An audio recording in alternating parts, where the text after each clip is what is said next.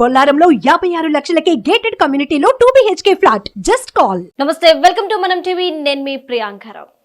జగన్మోహన్ రెడ్డి అలానే జిత్వానీ జిందాల్.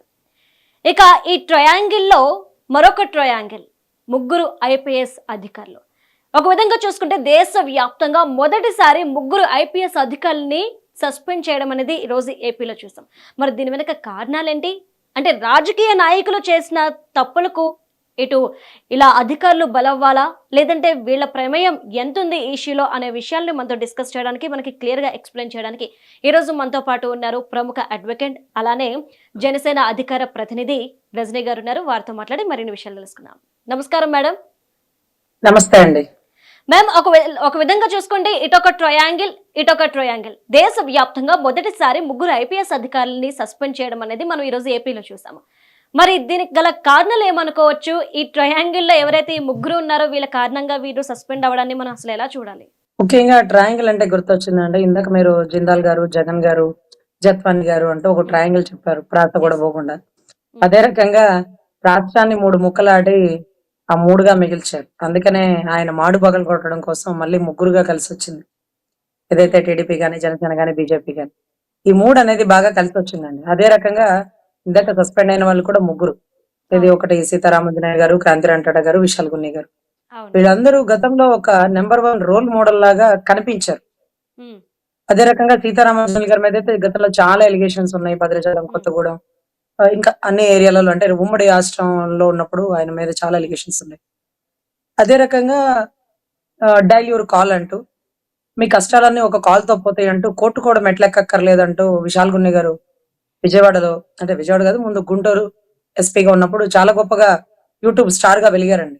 తర్వాత ఆయన ఇమీడియట్ గా అక్కడికి ఎలా ట్రాన్స్ఫర్ అయిపోయారో మాకు అర్థం కాల. అంటే 5 years టెన్యూరో 2 years టెన్యూరో మార్చాల్సి వచ్చిందో, లేకపోతే ఈ ఆపరేషన్ కాదంబరి కోసం ఆయన అక్కడికి మార్చారో ఐ డోంట్ నో మా. అదే రకంగా క్రాంతి రంటాట గారు, ఆయన గురించి చెప్పాల్సి వస్తే గులకరాయని గురి చూసుకొట్టారని వడ్డర్ కమ్యూనిటీ, బీసీ కమ్యూనిటీకి చంపిన మట్టి విసుక్కునే పిల్లల మీద అటెంప్ట్ మర్డర్ సెక్షన్స్ పెట్టించారు పాపం. గులకరాయి చీకట్లో అంతెత్తున ఉండేటటువంటి టార్గెట్ ని ఎలా రీచ్ అవుతారు సార్ పసిబిడ్డలు? మీరు సిపి కదా, 6 months ఒకసారి రివాల్వర్ షూటింగ్ మీకు అలవాటు కదా, మీరు కొట్టండి, గురి చూసి మీ వల్ల అవుతుందేమో. ఒకవేళ అలా కనుక కొట్టగలిగితే వీళ్ళు అథ్లెటిక్స్ కి వెళ్ళాలి, ఒలింపిక్స్ లో పార్టిసిపేట్ చేయాలి. అంతేగాని ఇక్కడ ఉండిపోరేమో కదా పాపం. అంటే ఒక రోజు ఉండి 2 రోజులు ఉండి తర్వాత బెయిల్ మీద వాళ్ళని బయటకు వదిలినప్పుడు ఆ బిడ్డలు చెప్పిన మాట, బలవంతంగా అన్ని స్టేషన్లు తిప్పి తిప్పి మాతో ఒప్పించారు మేడం, అసలు నేను ఆ ప్రదేశంలోనే లేను అంటూ ఓపెన్ స్టేట్మెంట్. మరి దీనికి కారణమైనటువంటి క్రాంతి రంటాడని అప్పుడేదో చేసి ఉండాలి, కానీ ఆ ప్రభుత్వం నడుస్తుంది కదా, బహుశా అందుకే తప్పించుకుంటుంటారేమో. అంటే నానా పులికథలాగా గతంలో కోడికత్తి అనగానే జనాలందరూ గొర్రెలాగా సానుభూతి పడిపోతారనుకుని ఓట్లేసేస్తారు అనుకున్నారేమో. సో ఆ కథ ఎలా అయిందో అలాగే రెండోసారి చేశారు. అప్పుడు ఎవరు నమ్మల, ఇంకా నమ్మకపోగా ఇంకా కొంచెం విరుద్ధంగా ప్రచారం బిగినైంది, ఇలాంటి డ్రామాలే వేస్తారు, ఈ డ్రామాలు మార్కోండి అని. సో ఇక్కడ ఈ ముగ్గురికి సంబంధించిన కీలక పాత్ర what ever it may be అండి, ఫోర్జరీ కేసు. అంటే ఈ సంతకం జత్వాని గారు పెట్టారు. జత్వాని గారు ఈ అగ్రిమెంట్ మీద మువ్వలో ఉండే ఒక వ్యక్తికి అమ్మారు. అతనికి అమ్మి అతని దగ్గర నుంచి 5 లక్షలు తీసుకున్నారు అన్నారు. 5 లక్షలు జత్వాని గారికి ఎలా ఇచ్చారు? అకౌంట్ ట్రాన్స్ఫరా, బై హ్యాండా, అక్కడికి వెళ్ళి ఇచ్చారా, లేకపోతే ఆవిడ ఇక్కడికి వచ్చిందా? ఏ ఆధారాలు తీసుకోలేదండి. ఇంకొకటి, ఆ మువ్వలో ఉండే వ్యక్తి ఎవరైతే ఉన్నారో అంటే టెంపుల్ దర్శనానికి, ఏదో కొండ మీద శ్రీవారి దర్శనానికి ఆధార్ కార్డ్ పెట్టి దర్శనాలు పెట్టించమంటే ఆ ఆధార్ కార్డ్ పెట్టి దొంగ అగ్రిమెంట్లు పుట్టించి ఈ రోజు నన్ను పార్టీగా పెట్టారు అన్నాడు. మిమ్మల్ని పార్టీగా పెట్టారని మీకు ఇప్పుడే తెలిసిందా? ఆ అమ్మాయి అరెస్ట్ అయ్యి జైల్లో ఉన్నప్పుడు మీకు తెలీదా? మిమ్మల్ని కూడా జడ్జి గారు విచారించకుండానే ఇవన్నీ జరిగినాయా? మీరు పోలీస్ స్టేషన్ కి రాకుండానే, మీ కంప్లైంట్ ఇవ్వకుండానే? సో ఇవన్నీ ఎలా జరుగుతాయండి? ఈ అసలు ఒక డాక్యుమెంట్స్ ఫోర్జరీనా ఒరిజినల్ అని చెప్పడానికి ఒక ఎంఆర్ఓకో, ఒక ఆర్టీఓకో, ఒక కలెక్టర్కో, ఒక పోలీస్ ఆఫీసర్కో వల్ల కానిది. అసలు టైటిల్ ఆఫ్ డాక్యుమెంట్స్ కానీ, వీటికి సంబంధించిన సిగ్నేచర్స్ కానీ అది కోర్టు డిసైడ్ చేస్తుంది. మీకు తెలుసు కదా, మీరు వినుంటారు కదా, సివిల్ కేసులు సంవత్సరాలు తరబడిపోతాయి అని. ఇది మీదా, ఇది మాదా అంటూ సంవత్సరాలు అయిపోతుంటాయి. కానీ వీళ్ళేంటో ఈ సంతకం ఈవిడదేనని, ఈవిడికి అమ్మిందని డిసైడ్ చేసి ఆ డాక్యుమెంట్ ఫేక్ అంటూ జడ్జి గారు ఇచ్చిన సెర్చ్ వారెంట్. ఇది గమనించండి, సెర్చ్ వారెంట్, అరెస్ట్ వారెంట్ కి చాలా వ్యత్యాసం ఉంటుంది. ఆవిడ ఇలాగే డాక్యుమెంట్ సృష్టిస్తుందండి, ఆవిడ ఇలాంటి డ్రెస్లు వేసుకుంటుందండి, ఆవిడ మోడలింగ్ లో ఉందండి, ఆయన సినిమాల్లో ఉందండి, పాప ఎంతో మందిని ట్రాప్ చేసి దొంగ అగ్రిమెంట్లు తీసుకొస్తుందండి, ఆవిడ దగ్గర ఇలాంటివి చాలా ఉన్నాయండి అంటూ జడ్జి గారి ముందు చెప్తే, అవునా తీసుకురండి, సెర్చ్ చేసి ఆ ఇల్లు అంతా సెర్చ్ చేసి ఇంకెన్ని డాక్యుమెంట్స్ ఉన్నాయో, ఇంకెంత మందిని ఇబ్బంది పెడుతుందో ఆంధ్ర రాష్ట్రంలో అని చెప్పుంటారేమో పాపం జడ్జి గారు. నాకు కూడా పూర్తిగా తెలియదు. ఆ సెర్చ్ వారెంట్ పట్టుకొని అక్కడ సెర్చ్ చేయకుండా, అక్కడ ఏమీ స్వాధీనపరచుకోకుండా, ఒక అగ్రిమెంట్ అక్కడ దొరకకుండా, దొరికేదేముందండి, అవసరమైతే సృష్టిస్తారు. సెర్చ్ డాక్యుమెంట్స్ ఏ ఉండని గంజాయి ప్యాకెట్లు కూడా పెట్టగల సమర్థులు. సో ఇటువంటి విషయాల్లో కుటుంబాన్ని మొత్తాన్ని తెచ్చారండి. ఇది వైలేషన్ ఆఫ్ ద రూల్స్ ని బ్రేక్ చేశారు. ఫండమెంటల్ రైట్ ని వైలేట్ చేశారు. ఆ అమ్మాయి జైల్లో ఒక నేరారోపిత కాబడిన వ్యక్తి అయినప్పటికీ, ముద్దాయిగా ఉన్నప్పటికీ, అమ్మాయికి బెయిల్ వేసుకునే హక్కు కూడా కల్పించకుండా కుటుంబాన్ని మొత్తం అరెస్ట్ చేశారండి. ఇది అంటే ఇదంతా గతంలో జరిగిపోయిందే మీ అందరికీ తెలిసిందే. కానీ అందరూ అడగచ్చు, ఇన్ని రోజులు ఎందుకు అరెస్ట్ చేయలేదు అని. మీరు వినుంటారు కదా, వైసీపీ వాళ్ళు కక్ష సాధింపు అని మొరుగుతూనే ఉన్నారు. రెడ్ బుక్ తెరవకుండానే తెరిచినట్టుగా ఈ టైంలో కూడా కక్ష సాధింపు అన్నారు. వరద బాధితులకు సంబంధించి 10 రోజులు నీళ్లలో ఉంటూ బస్సులో బస చేస్తూ కలెక్టర్ ఆఫీస్ లో వినాయక చవితి చేసుకున్న చంద్రబాబు గారి మీదే బురద జల్లే ప్రయత్నం చేశారు. తన దగ్గర డబ్బులు లేకపోయినా సినిమా ప్రొడ్యూసర్ల దగ్గర డబ్బులు తీసుకొని విరాళాలు ఇచ్చినటువంటి మహోన్నత వ్యక్తి పవన్ కళ్యాణ్ గారి మీద దుమ్మెత్తి పోశారు. సరే, వాళ్ళు పని చేస్తున్నారని వాళ్ళ విమర్శించండి, కానీ మీరేదో ఒక పని చేసి విమర్శించండి. పైసా బయటకు తీరు విమర్శించేస్తారు, పిఠాపురం కూడా సందర్శించేస్తారు. కానీ ఏంటి ఉపయోగం? పులిహార పొట్ల ఇవ్వరు, డబ్బులు బయటకు తీరు, మీకు సంబంధించిన కార్యకర్తలు ఎవరికి అక్కడ సహాయ సహకారాలు అందించరు, కానీ విమర్శలు మాత్రం సంధిస్తారు. పైసా ఖర్చు లేని పని కదా మాట్లాడడం. సో దానికి కూడా ఒక రేట్ కడితే బహుశా మాట్లాడరేమో. ఎనీవే, సో వీటన్నిటికంటే కీలకమైన అంశం ఏంటంటే లేట్ గా అరెస్ట్ చేసిన లేటెస్ట్ గా అరెస్ట్ చేశారండి. ఏంటంటే ఆధారాలు పట్టుకున్నారండి. ఫిబ్రవరి 2వ తారీఖున తెల్లవారుజామున 6:30కి యుద్ధ ప్రాతిపదికన ఎఫ్ఐఆర్ చేశారు. అంటే మాకు తెలుసు చాలా ఎఫ్ఐఆర్లు జరుగుతుంటాయి, కానీ మర్డర్ కేసు అర్ధరాత్రులు అపరాత్రులు చూసినప్పుడు ఇమ్మీడియట్ గా ఎఫ్ఐఆర్ కట్టేస్తారండి.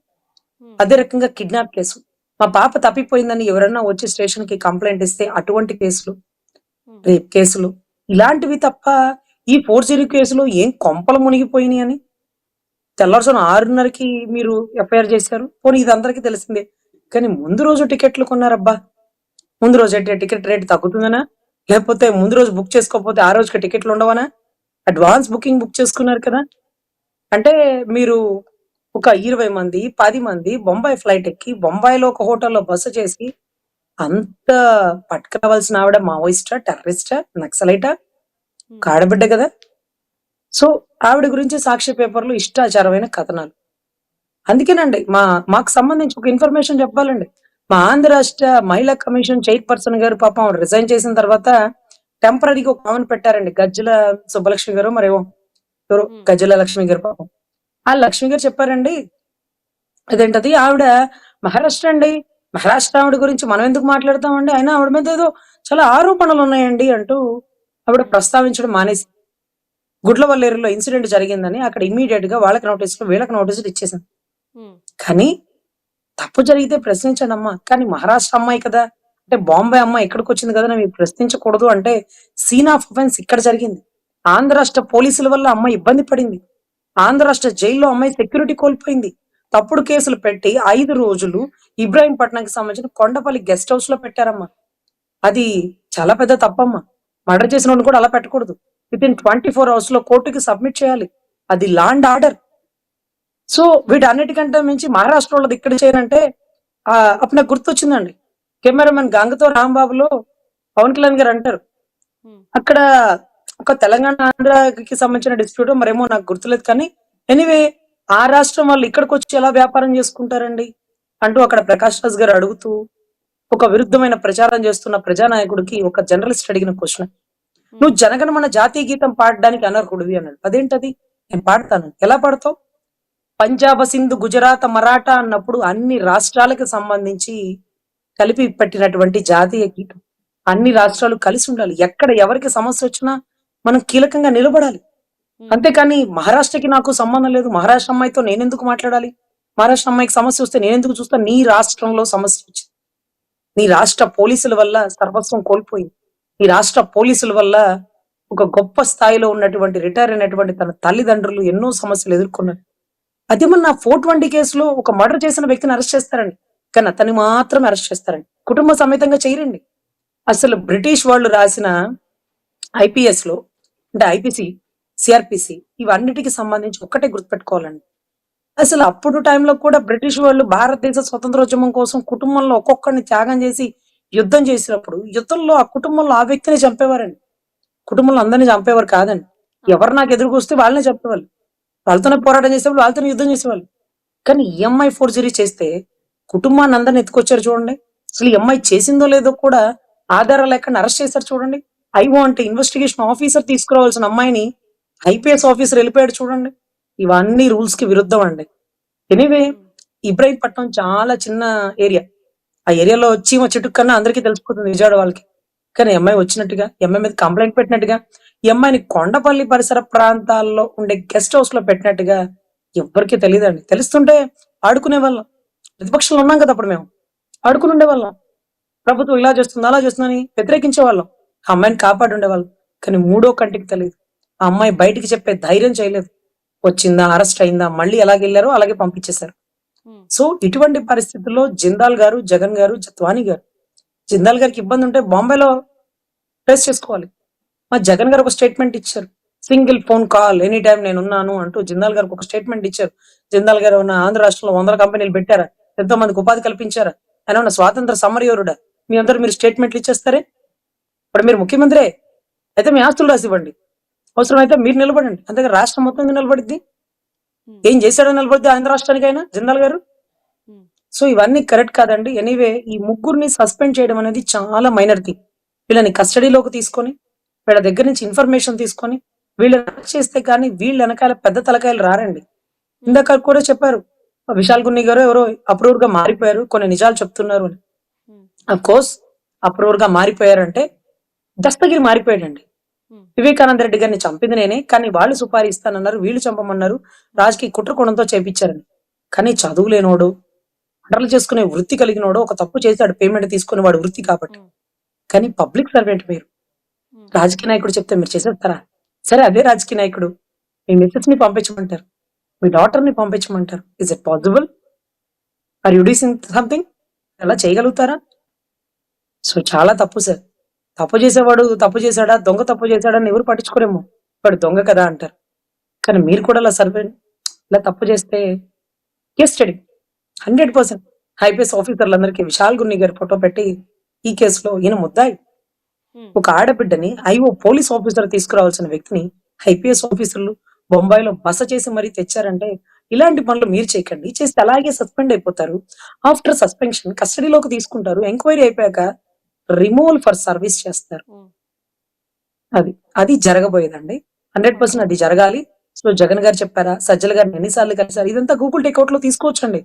బకెట్లు పెట్టి వివేకానంద రెడ్డి గారి మర్డర్ కేసులో రక్తాన్ని కడిగేసినంత మాత్రాన విషయాలు బయటికి రాకుండా ఏమి లేవండి. బాడీని పోస్ట్ మార్టం చేసేసినట్టుగా మొత్తం తెల్లగొట్టతో కుట్టేశారు, కప్పేసి పూలదండలు కప్పేశారు. అయినా బయటికి ఎన్నో విషయాలు వచ్చేసినాయండి. సో ఇది కూడా అంతేనండి. పెద్ద తలకాయలు, చిన్న తలకాయలు, రాజకీయ నాయకులు ఎవరున్నా సరే ఆడబిడ్డకి అన్యాయం జరిగితే ఆంధ్ర రాష్ట్రం ఊరుకోదు. గౌరవ్ సీఎం గారు మాత్రం అలా ఇలాగ అరెస్ట్ చేయరండి, ఆధారాలతో అరెస్ట్ చేస్తారండి. వెంటనే అరెస్ట్ చేయరండి, లేటెస్ట్ గా శిక్ష పడుతుందండి. సో ఇది ఒక best example, best case study అండి. నేను తెలంగాణలో దిశ ఎన్కౌంటర్ కేసు చేసినప్పుడు కూడా పెద్ద తలకాయలు, ప్రశంసలు అందుకున్నవారు, పూలమాలలు వేయించుకున్నవారు, ప్రమోషన్లు తెచ్చుకున్నవారు తప్పించుకున్నారు, కానీ కింది స్థాయి ఉద్యోగులు బలైపోయారండి. ఈ రోజు కూడా పెద్ద తలకాయని బయటకు తీసుకురావాలని తెలంగాణ కేసులో ఇంకా కూడా పిటిషన్ వేస్తున్నామండి. ఈ రోజుకి రాలేదండి. సో అక్కడ ఎంత న్యాయం జరుగుతుందో నాకు తెలియదు, కానీ ఆంధ్ర రాష్ట్రంలో చంద్రబాబు గారు ఏ స్థాయిలో ఉన్న వ్యక్తి అయినా ఆడబిడ్డకు అన్యాయం జరిగితే గట్టిగా నిలబడతానమ్మా అంటూ మరొక్కసారి రోల్ మోడల్ గా నిలబడ్డారండి. 100% అసలు వాళ్ళని అరెస్ట్ అవడం అనేది చాలా గొప్ప విషయం. చాలా మంది ఐపీఎస్ ఆఫీసర్లు డెహ్రాడూన్ లో కోచింగ్ అయ్యే వాళ్ళకి కూడా ఇది ఒక కేస్ స్టడీ లాగా చెప్పాలండి. ఇలా మీరు చేయకూడదు, ఇలా ఐపీఎస్ ఆఫీసర్లు ఇన్వాల్వ్ అవ్వకూడదు.